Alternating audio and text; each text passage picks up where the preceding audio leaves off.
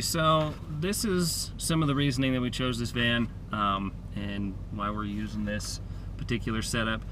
This is the Ford Econoline E250. It's a 1999.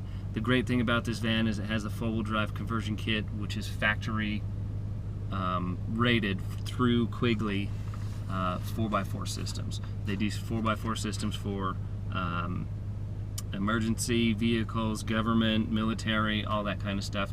So that is what really set this thing apart. The four-wheel drive versus only being two-wheel drive, or the Chevy or GMC all-wheel drive. All-wheel drive is definitely not four-wheel drive. It is not as good. You don't have the extra gear reduction with the transfer case, so you're still limited to 4 speeds or 5 speeds depending on your transmission. You do not have that lower gearing, and the traction is just not the same. There's nothing that compares to a solid front end 4x4 system that's just like a pickup truck.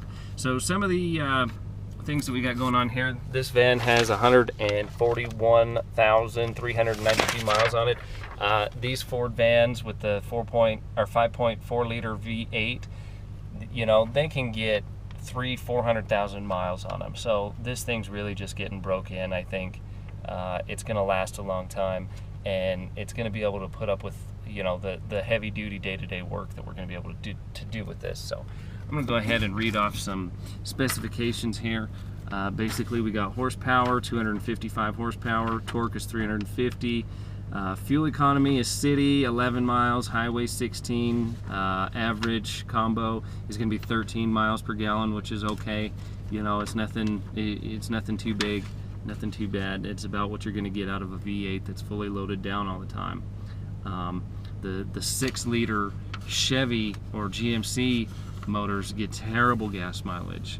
They just suck fuel like crazy. So the fuel type is gas, valves per cylinder doesn't matter, automatic. Fuel capacity is going to be 35 gallons, wheelbase is 138 inches. That is something to keep in mind too, because the shorter wheelbase on this actually allows you to turn a lot sooner or a lot quicker than the Chevy and GMC vans. The Chevy and GMC vans have that longer wheelbase. Does make for a little bit better ride, but it's also a terrible, terrible van to try and turn around in tight parking areas or city parking. It increases your turning circumference quite a bit. Overall length is 211 inches. Width with mirrors is 79 inches. Height, this one's a lot higher, so that doesn't matter. Curb weight is going to be 5,340 pounds. Turning radius is 46.7 feet. The standard axle ratio is 3.73, but when they do the full drive conversion, this van actually is down to 410, I think. Maximum governed weight rating 7,200 pounds. Towing rating 7,500 pounds. That's actually wrong. It actually says in the door that the maximum weight rating GVR is 8,600 pounds. Payload and base capacity 2,125 pounds. Headroom is going to be 42 inches. There's 230.1 cubic feet of space available in here. So with that out of the way, let's go check this thing out and take a look around. First thing I want to show is that we put this cage in here. That key's gonna drive me nuts. We put this cage in here, set that right there. Put this cage in here, and then we put this additional heavy duty piece of angle iron. I wanted to beef this up quite a bit. This was added, and these two were added over here. I'm gonna have to go ahead and cut these off. I just wanted to get this review out of the way. These are my everyday tool pouches. I just put a piece of steel right there. These are the most common ones that I grab from, you know, every day. Down here we got the filing cabinet, just to keep some paperwork and stuff in there. And then again we have that big huge piece of angle iron right here. This is where the subfloor met with the carpet right here. This is our 5/8 OSB board, and it's been coated with the deck liner. We got the same thing up here all the way through. So we've got lots of reinforcement and lots of extra parts and pieces to beef this thing up quite a bit. We'll go ahead and step out and check out the front of this thing. This is what I was talking about. SureTrack van. This is four-wheel drive from Quigley Incorporated, Manchester, Pennsylvania. This is they will only put four-wheel drive systems on a brand new van, and then Ford will actually treat that as it was almost like it was from the factory. So we got the Triton V8, we get the 5.4 liter, coil sprung, rides great. The one thing that I really did not like about the Chevy van that we had is it was always going through front end parts constantly. This is a much heavier duty setup. This is a heavy duty pickup truck style setup, so it's going to deal with the weight a lot better, and it's actually going to drive better. It rides better. Everything about this solid front axle is way better than the other Chevy setup. Over here, pretty much the same thing. Cords. Now, this is part of the customization that we've done with this van here. Go ahead and set that down right there. This right here, we got our bungee cord to go ahead and hold that open if we need to. But we have our bolt system here and our nut and bolt bin, so when this door comes open, I have everything I need at my disposal. I can grab my bag, grab my tool bag if I need this bag, grab this bag if I need this bag. Everything I need expands open right to me. As we go in here, we've got all these different boxes that are full of lock cylinders, latches, all my different parts and pieces and things like that. And I built this little box around them and this strap system to keep all that in place and nice and secure for me to go ahead and use. Over here, we've got Adrian Steel cabinets. These Adrian Steel cabinets are great. They last forever. The stickers on the back of these said that they were made in 2004, so they've lasted 10 years. I took these out of the old van and put them into this van, so they've been in use for a long time. These ones over here are a little bit older style. The ones that have the hinges that flap out, these are the older style ones. These ones up here are the newer style ones. Both of them last a long time. This one actually has the roller bearings, which is a lot nicer and supports a lot more weight, but these work just as well. Got some storage space back here for some long tools, drills, all that kind of stuff goes in there. Again, all with this deck lining. This stuff is super tough, super resistant to water, moisture, scuffing, any of that kind of stuff. You really can't hardly wear it out. So then we'll come back here. This is my extra boneyard here for lock parts and pieces. And then we have extra locks in there. The reason I have that is because I need to keep this right here completely full at all times so nothing rattles around. If you don't have it completely full, this stuff falls out of here. But when it's jammed in there nice and tight, then you don't have that issue. We don't have that problem. Hopefully the sun's not into that camera too bad. Then I got my other key machine. We'll probably have a better spot for that soon, but that's my key duplicator right there. That's just going to stay right there. And then all of my key blanks right in here. Key blanks. Nice and easy access. Lever sets all in here. Adams Wright stuff here. Deadbolts, regular knobs, and then more lever sets.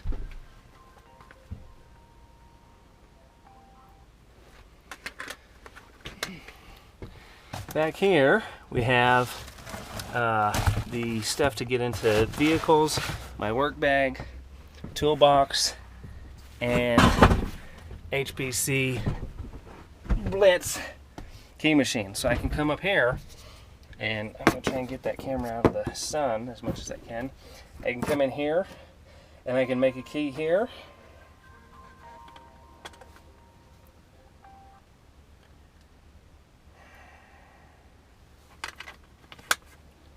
I can come in here and I can make a key here. Or I can go ahead and swing this open, and this is actually attached to the door, so I can make a key outside. The number one problem or irritation with having your key machine is the brass that flies off of there. It gets all over everything. So if I can cut keys outside of the van and not have that brass flying around in here, that really makes things a whole lot easier for me. Up here we got our pinning kit, we got our charger, we got a light. Go ahead and turn that on. Lots of light right in here. LAB pinning kit right there, or I mean pinning mat. And then we got our pinning tray over here. Master pins are all underneath there. Bottom pins are on top since we use those most.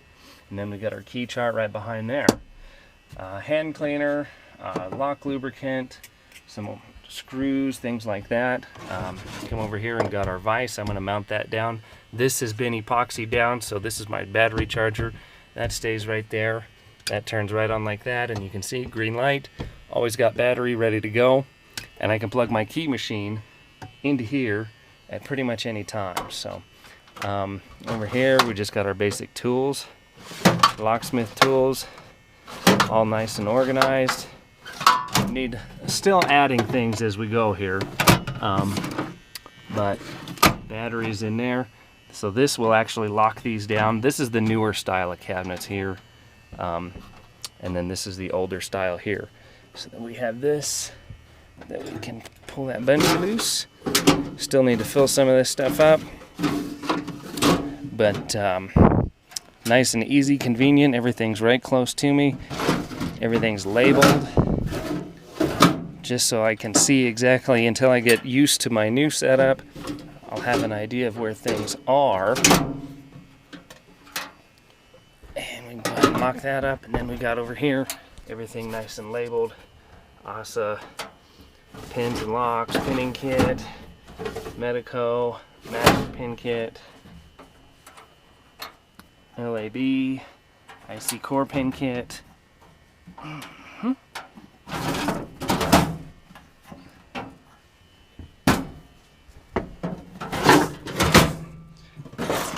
And safe deposit key parts.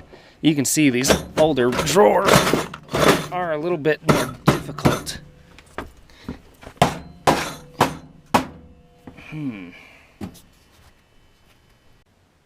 Wayne with Tri-County Locksmith here, and we're going to be doing how to set up a work van. What I've got here is a full-size van, and this is going to be a ground-up build. The problem with when you step into a van is it's like driving a tin can, basically. It's very loud, hollow, and has voids in it, and pretty much all of your anytime you're going to drive down a road where there's going to be rocks, or here they salt the roads and put gravel on the roads a lot, and it is miserable to drive in because you have winter tires that grab those little rocks and pick them up, and it just echoes throughout this whole thing. Or if you have all your tools back here and you have one tiny little thing squeaking or moving or rattling, it echoes severely throughout the whole thing. So this is where I spend all my time. 90% of the time I'm either in the chair driving or back here rekeying or working on something. This is my office. So this video is going to be how to deaden the noise in here and silence this up a little bit. It's going to be a little difficult to do, but the main reason there's so much noise is because there's nothing to stop the flow of sound. Each one of these cross beams here, there's ridges in there to make the body rigid enough to be able to withstand the twisting and moving of the vehicle, but it creates hollow spots. So what we're going to do with this plywood, our OSB board, and some great stuff expanding foam is we're going to fill all that stuff in with some expanding foam, all of these open voids, and then we're going to actually put some wood up against here and fill that space up in between the two. What that's going to do is it's going to deaden the sound, and it's going to insulate the vehicle. On a hot day, this is a very dark vehicle, it gets extremely hot in here. On a very, very cold day, it gets extremely cold in here. Everything is metal. It's just like being in a giant refrigerator at night. So what this is going to do is it's going to insulate, give a little bit of room and a little bit of space, a little bit of airspace in between the outside cold and the inside. So it's going to keep it nice and warm in here without having to run the vehicle or run the heaters and things like that. The only heater vents are way up front. They don't get all the way to the back. So when you're back here doing rekeying or doing whatever it is I'm doing, it gets extremely cold. Or vice versa, in the dead of summer, extremely hot. So that's what this is going to be designed to do. If you're normally running a pickup truck or do your work in a pickup truck, it's 100% different, because the door would be here, the seats are up there, and all this is open. You never hear anything back here. As soon as you step into a van, it's just like driving a canister down the road. And every tiny bump, every tiny little thing is amplified and magnified by this giant void back here. So we're going to do this just like they would build a house. You're going to have the outside skin. We're going to have an air gap for insulation and sound deadening. And the other thing that this is going to do too is this is going to give me a nice wood frame to go ahead and mount things on. So now, instead of having to drill through metal or weld something on there to be able to attach things, or up here I can't even do that, because then it'd be directly outside. You can't put a screw directly through your vehicle. It would look ridiculous and absurd. So that's what this is going to do. It's going to give me a really nice usable space to be able to go ahead and mount things and pull things out and change my mounting around. Once you mount a vehicle up, it's very, very hard to change it because everything is steel. So this is going to offer lots of options, sound deadening, insulation. It's going to make this a really nice workplace. So I'm going to do a little bit of a how-to video on how we do this here. Some of the other voids that I'm talking about is we can see how much room and how much of a void that is. Same thing back here. Big, huge voids all over this thing. That this bottom part gives it structural integrity, but it creates its own set of problems. It creates a big hollow void that creates a bunch of noise. Right here we got a hole that we can see the outside in. We're going to fill all that stuff up and lay this board down in here, and then we're going to fill up that gap with some foam, and it's going to create a completely different environment here. So that's the plan, and hang out and take a look with me. Wayne here, and we're going to do a little midpoint check-in on this van build. Got all the interior lined. Everything's lined with this 5/8 OSB board. This serves two purposes. It cuts down on the sound and the sound rattling and the echo effect that a van has. I mean, driving a van is really just like driving a tin can down the road. Very, very hollow sounding. So you could definitely hear now that has silenced quite a bit of that noise up. Also, in between here and here, we've used that expanding foam for the top, and then to fill in the main part, it would have taken 1,000,000 cans of that expanding foam to fill in between here and the outside panel. Let me just give you an idea about how thick this is. So we've got our inside panels here, and we've got our outside here. In between here, I've actually got some green peanuts, and basically it's the packing peanuts, and they're made out of a natural material. So as this van gets hot, it's not made out of a petroleum-based styrofoam, so it's not going to come up with any weird gases or smells or anything funky like that. You got to watch that stuff. Sometimes you don't know what's actually in the foam that you're going to be putting in there, and this is going to get hot and compact and expand and contract and do all kinds of things. So that's an idea of where we're at right now. We're going to get some corner pieces to cover that up and make it look nice. Again, heavy duty wood.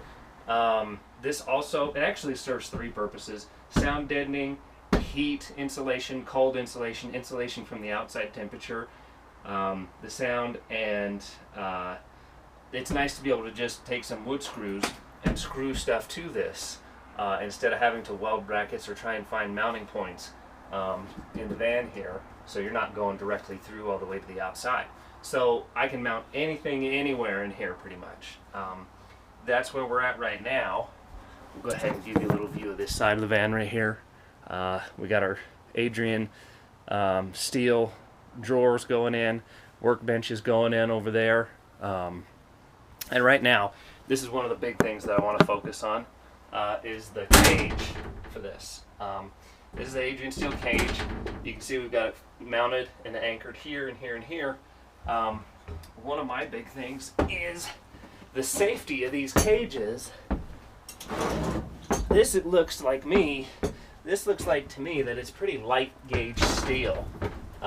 So what I'm doing here is adding these extra brackets and basically set that up there. You can see how much thicker these are compared to what they give you. I'll go ahead and give you a little comparison right here.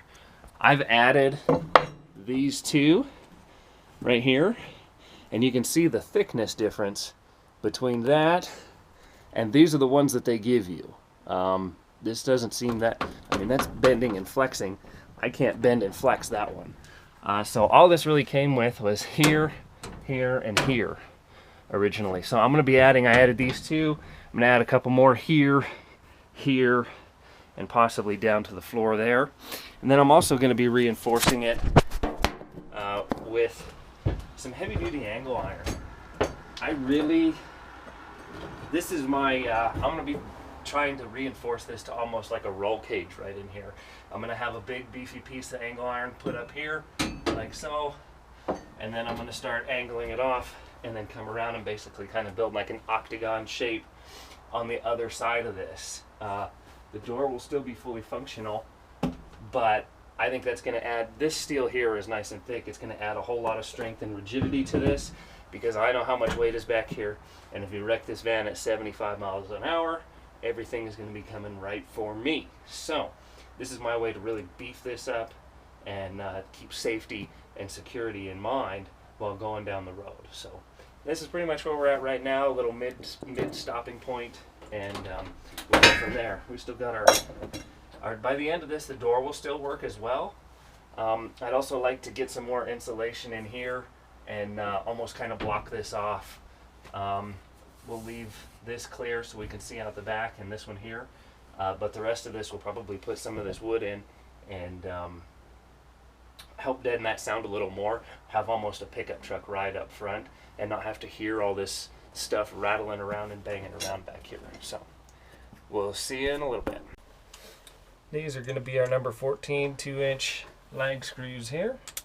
That's going to go in just like that, and this is what we're going to use at all four corners. We'll probably do 1, 2, 3, 4, 5, 6, 7, 8 all together.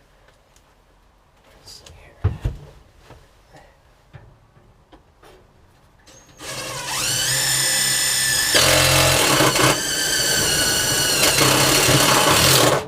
So you can hear when it goes down into the frame, and it actually drills and taps itself into that.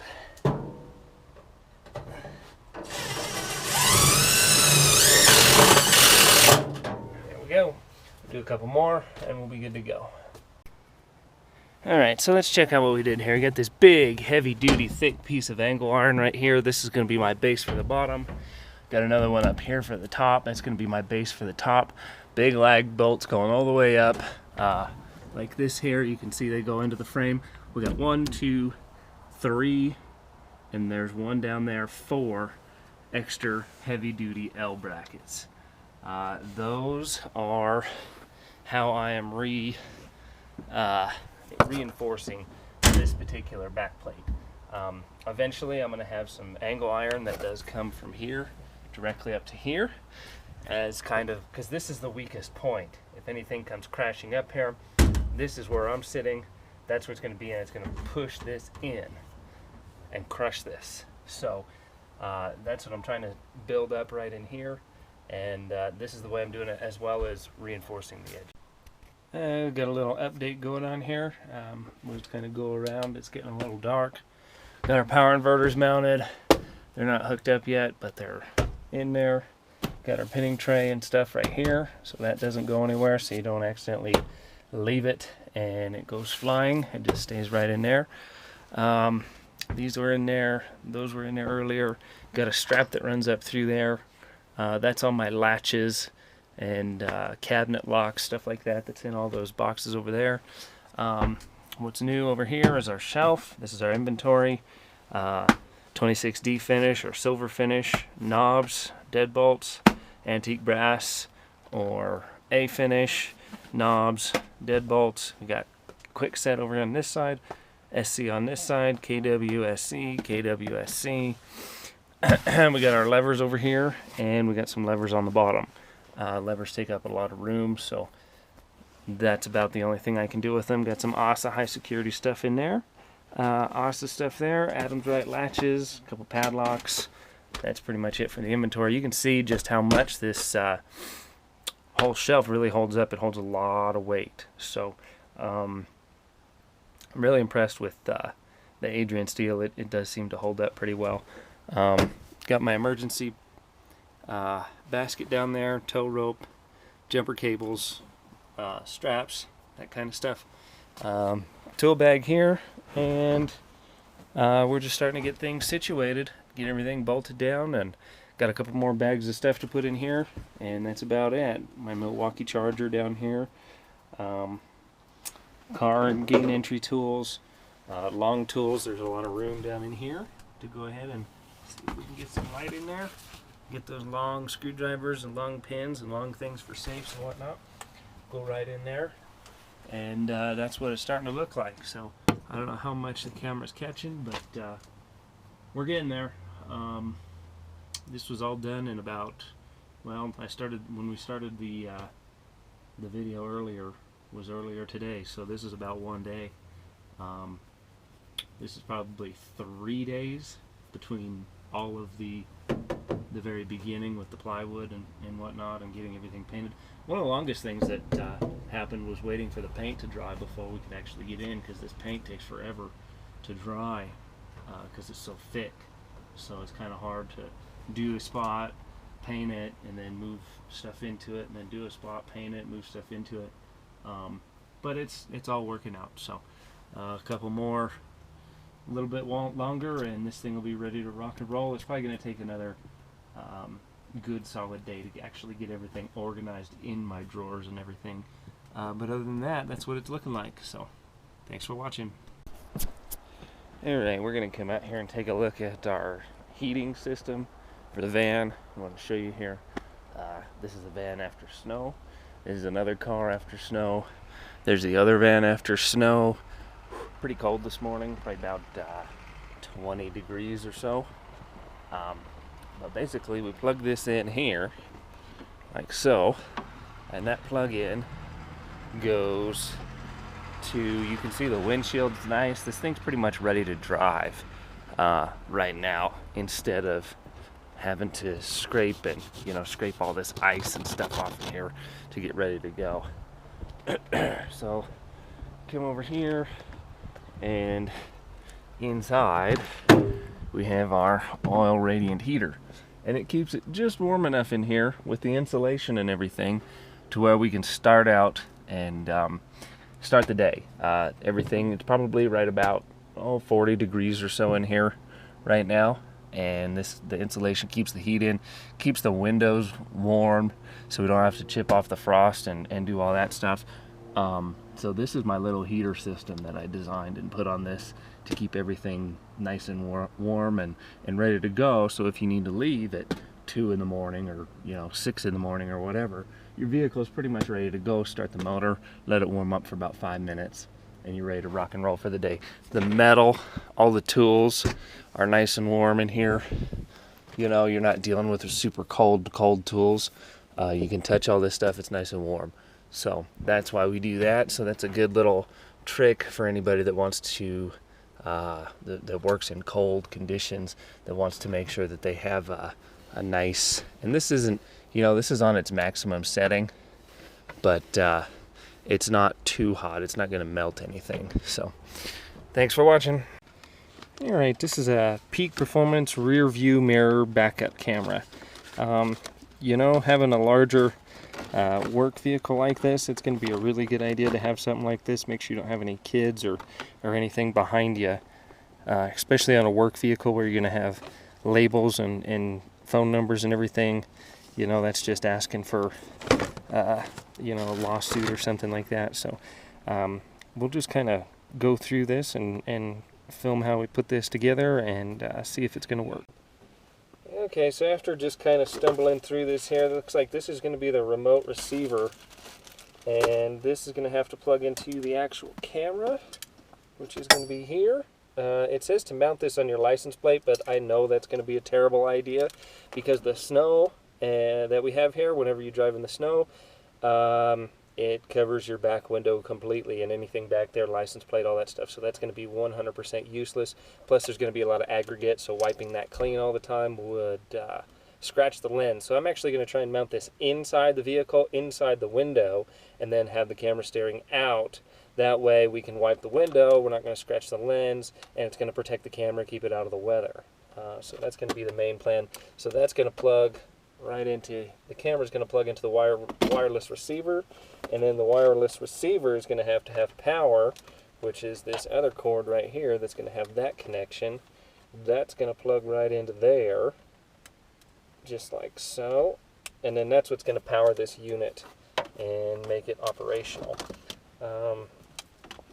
The camera itself, or I mean the mirror itself, has its own power supply, and that's going to go into a 12-volt outlet up here, up front right here. The rest of this stuff is just mounting stuff, but like I said, I'm not going to use that anyway. They give you a couple splicer connectors. I really don't like these kind of power connectors. These ones where you just tap in, you just push and crimp. I'm not really a fan of those, so we probably won't use those. A couple mounting bolts and stuff, like I said, we'll probably just mount it differently. Anyway, so we'll get it rigged up and see. Hey guys, it's the end of the video. You know, help me out and help me help you out. Right below the description box right here is a red subscribe button. Subscribe to me, and then you're going to get the latest and greatest information that I put out. Sometimes it applies to you, sometimes it doesn't. You know, it's just going to at least let you know that we're putting out new and current information. And then right over here is a thumbs up button. Give me a thumbs up. Help this video rank higher in the searches for the search terms that you're using, and let other people be able to see this. You know, that's the best way you can help. Interact. Leave a comment. I will get back with you if I can and try and help you answer your questions. But the more you interact and post this to Facebook, Twitter, Google+, and spread this through the social media, the more that allows me to be able to help do more videos. So thank you so much for watching. I really appreciate it. And subscribe, share, and like. Thanks a lot, guys. Appreciate it.